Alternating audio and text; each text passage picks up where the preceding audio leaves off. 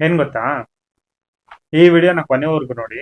ಇಲ್ಲಿ ಮೇಲೆ ಪ್ಲೇ ಆಗ್ತಿದೆಯಲ್ಲ, ಈ ವಿಡಿಯೋದ ಸ್ಟೋರಿ ಏನಪ್ಪಾ ಅಂತಂದ್ರೆ, ತಾಯಿ ಮಗಳು ಇಬ್ರು ಸೇರಿ ಒಂದ್ ಟೆಂಪಲ್ಗೆ ಬಂದಿರ್ತಾರೆ. ಟೆಂಪಲ್ಗೆ ಬಂದಾಗ ಅವ್ರ ಅಮ್ಮ ಹೇಳ್ತಿರ್ತಾರೆ, ಕೈ ಮುಗಿಯಮ್ಮ ದೇವ್ರಿಗೆ ಅಂತೇಳಿ. ಅವ್ರ ಮಗಳು ಇದ್ದಾರೆ, ನನ್ ನಂಬಿಕೆ ಎಲ್ಲ ಬಿಟ್ಬಿಡಿ ನನ್ನ ಹತ್ರ. ಸರಿ ಆಯ್ತು ಅಂತೇಳಿ ಅವ್ರಮ್ಮ ಬಿಟ್ಬಿಟ್ಟು ಈ ಕಡೆ ಬಂದ್ಬಿಡ್ತಾರೆ.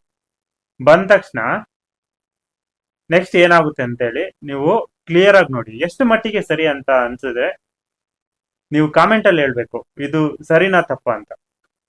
ಸೊ ಹಂಗೆ ನೋಡ್ಕೊಳ್ಳಿ, ಕ್ಲಿಯರ್ ಆಗಿ ನೋಡ್ಕೊಳ್ಳಿ. ಟೆಂಪಲ್ಗೆ ಏನಕ್ಕೆ ಬರ್ತಾರೆ ಆಕ್ಚುಲಿ? ಒಂದು ಪಾಸಿಟಿವ್ ವೈಬ್ಗೋಸ್ಕರ.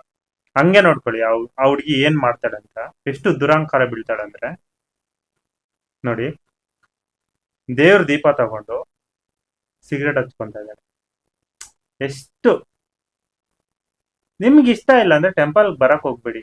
ಈ ತರ ದುರಂಕಾರ ಕೆಲಸ ಮಾಡೋದಿಕ್ಕಂತೂ ನಾವೇ ಅಲ್ಲ, ದೇವ್ರು ಕೂಡ ಒಪ್ಕೊಳ್ಳೋದೇ ಇಲ್ಲ.